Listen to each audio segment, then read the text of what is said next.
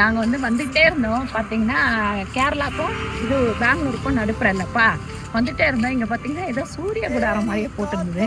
சரி நமக்கு யூஸ் ஆகிற மாதிரி எதனா இருக்கான்னு போய் பார்க்கலான்ட்டு தான் போகிறோம். ரோஸ் எல்லாம் வேற இருக்கு. இங்கே பாருங்க பழம் எப்படி காய்ச்சிருக்குன்னு பார்த்தீங்களா.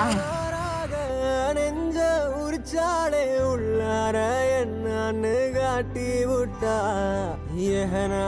முகனா பார்க்காம இங்க வந்து பாத்தீங்கன்னா மஞ்சள் செடி